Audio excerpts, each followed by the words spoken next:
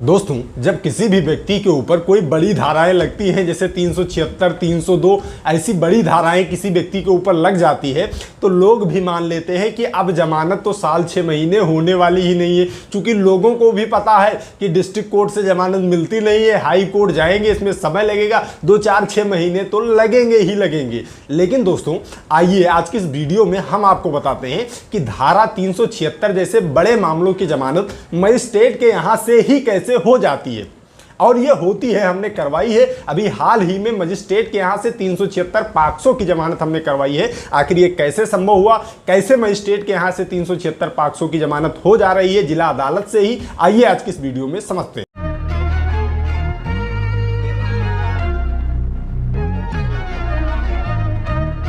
दोस्तों, ये जो बड़ी बड़ी धाराएं बनाई गई हैं 376, पॉक्सो, 302, ये सब धाराएं सिर्फ बालिग लोगों पर ही नहीं लगती हैं, कई बार नाबालिग बच्चों पर भी लग जाती हैं। दोस्तों, अब जब नाबालिग बच्चे के ऊपर धारा लग गई, नाबालिग बच्चा ही है लेकिन अगर उसने कोई गंभीर अपराध कारित किया है तो उसके खिलाफ भी सेक्शंस लगेंगे, उसके खिलाफ भी विवेचना होगी, उसके खिलाफ भी न्यायालय में चार्जशीट जाएगी, उसके खिलाफ भी बेल पढ़नी होगी। अब यहां से दोस्तों बात आती है, जब कोई भी व्यक्ति नाबालिग होता है यानी कि उसकी उम्र 18 वर्ष से कम होती है, तब उसका मुकदमा जुवेनाइल जस्टिस बोर्ड में चलाया जाता है।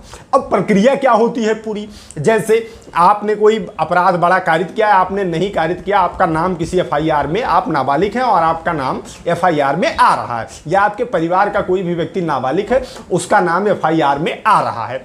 अब इस स्थिति में क्या होगा, जब जो आईओ है उसके विवेचक हैं, जो आपके एफआईआर लिखने के बाद विवेचना होती है, जो विवेचक होते हैं, जब उन्हें पता चलता है कि लड़का नाबालिग है, तब वो अपना जो रिमांड पेश कर रहे होते हैं वो वहाँ ट्रांसफ़र कर देते हैं जुवेनाइल जस्टिस बोर्ड में, मेन कोर्ट की बजाय जुवेनाइल जस्टिस बोर्ड में ट्रांसफ़र कर देते हैं। या अगर आपके वो नहीं कर रहे हैं, आईओ साहब नहीं कह रहे हैं, मान रहे हैं कि आप नाबालिग हैं लेकिन आप लिखा पढ़ी में नाबालिग हैं, तो आप न्यायालय पर जाकर, जहां रिमांड आपकी हो रही होती है, वहां जाकर आप एप्लीकेशन देते हैं और वहां से जुवेनाइल जस्टिस बोर्ड में आपकी फाइल ट्रांसफर कर दी जाती है। दोस्तों, इसके बाद में जब जुवेनाइल जस्टिस बोर्ड में फाइल ट्रांसफर होती है तो वहां भी सिर्फ आईओ के लगा देने से या फाइल ट्रांसफर हो जाने से वो लोग ये नहीं मान लेते हैं कि आप नाबालिग हैं, वो अपना परीक्षण भी करते हैं। होता क्या है, एक आप एप्लीकेशन देते हैं प्रार्थना पत्र वास्ते घोषित किए जाने किशोर, इसके बाद में उस पर क्या होता है, उनके जो लड़का है उसके माता पिता का बयान होता है, उनसे जिरा करते हैं सरकारी वकील साहब की कब पैदा हुआ था, कितनी उम्र है, ये सारा बताते हैं। इसके बाद में अब जो एज की सर्टिफिकेशन की बात की जाए तो उसमें जो शैक्षणिक प्रमाण पत्र होते हैं, आपके मार्कशीट वगैरह जो होते हैं, यही माने जाते हैं।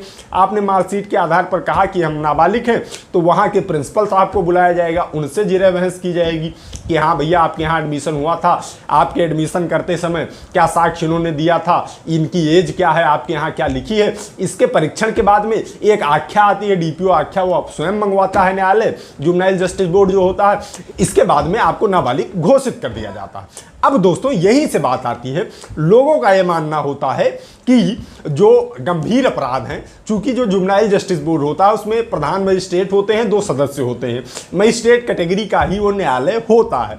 अब लोगों को लगता है कि मजिस्ट्रेट कैटेगरी पर इतनी बड़ी बड़ी धाराओं की बेल कैसे हो जाने वाली है। तो दोस्तों, मजिस्ट्रेट कोर्ट से भी इतनी बड़ी धाराओं की बेल हो जाने वाली है, लेकिन जो हमने प्रक्रिया बताई है इसको पहले आप फॉलो करेंगे। आप जब किशोर घोषित हो जाएंगे, इसके बाद आप जब बेल लेकर जाएंगे श्रीमान जी के समक्ष, बेल के लिए आप बहस करने जाइए, तो आपको मैं बता रहा हूं, ऑनरेबल हाई कोर्ट की एक रूलिंग है, श्यामू ब्रैकेट में juvenile versus state of UP. इसमें क्या कहा गया, इसमें ऑनरेबल हाई कोर्ट ने स्पष्ट रूप से कहा कि जो किशोर बच्चा है उसको उसकी बेल देते समय, उसकी जमानत पर सुनवाई करते समय जो अपराध है उसकी गंभीरता पर विचार नहीं किया जाएगा। मात्र विचार किस पर किया जाएगा, विचार इस पर किया जाएगा कि बाहर जाकर बच्चे के अंदर सुधार होगा कि नहीं होगा, बाहर जाकर बच्चे पर कोई खतरा तो नहीं है, बाहर जाकर फिर से अपराध में संलिप्त तो नहीं हो जाएगा। अब ये किससे सिद्ध होगा, डीपीओ आख्या से, क्योंकि डीपीओ जाता है गांव में, उनके परिवार वालों को सबका बयान लेकर आता है कि ये स्थिति इनके घर की है हुजूर, अगर ये बाहर जाएंगे तो ठीक रहेंगे, अपना फिर से पढ़े लिखेंगे। अब जब आप बेल की आर्ग्यूमेंट कर रहे हो तो उसमें Shyamu juvenile versus state of UP का आप जिक्र करिए, और इसमें जज साहब को आप कोट कर सकते हैं, इसमें स्पष्ट कहा गया है कि जो भी किशोर है उसकी जमानत देते समय जो अपराध है उसकी गंभीरता पर विचार नहीं किया जाएगा। तो डीपीओ आख्या तो भाई सही आती ही है। अगर आप किशोर हैं, आपकी डीपीओ आख्या सही आएगी, आप बेल पर आर्ग्यूमेंट करेंगे और आपकी वहीं से बेल हो जाने वाली है। अब वहां से बेल होने का मतलब मजिस्ट्रेट के यहां से ही बेल हो जाती है। ऐसा ही मामला मेरे पास 376 पॉक्सो का था, लेकिन इसमें गलतियां जो लोग करते हैं उसको ध्यान रखना पड़ेगा। क्या हुआ, फाइल ट्रांसफर हुई, जो जुवेनाइल जस्टिस बोर्ड में फाइल पहुंची, तुरंत आपने बेल फाइल कर दी कि हुजूर हम बेल लेकर आ गए हैं, अब यहाँ दीजिए। अब जब तक वो अपनी प्रक्रिया के अनुसार से किशोर नहीं घोषित कर लेते हैं तब तक आप बेल फाइल कर देंगे, आपकी बेल डिसमिस हो जाएगी। आप अपील में आइए, यहाँ ऊपर आइए, डिस्ट्रिक्ट कोर्ट आइए, इसके बाद हाई कोर्ट जाइए, आपके पास समस्याएं बढ़ जाती हैं।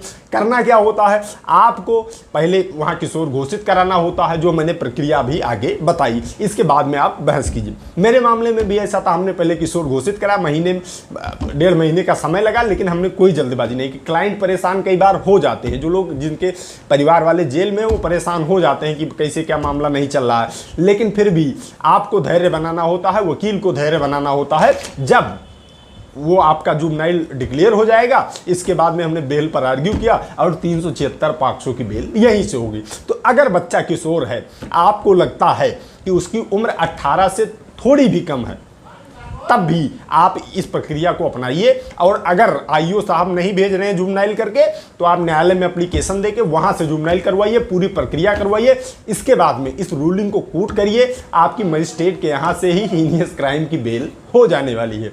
तो दोस्तों, उम्मीद करता हूं कि वीडियो आप सभी के लिए नॉलेजेबल रहा होगा। आज की इस वीडियो में इतना ही। मिलते हैं अगली प्रॉब्लम सॉल्विंग वीडियो में। तब तक आप सभी लोग अपने स्वास्थ्य का ख्याल रखिए, कानून की जानकारी, अपने अधिकारों की जानकारी इस चैनल के माध्यम से लेते रहिए, मामलों से बच के रहिए। I love you all. जय हिंद, जय भारत।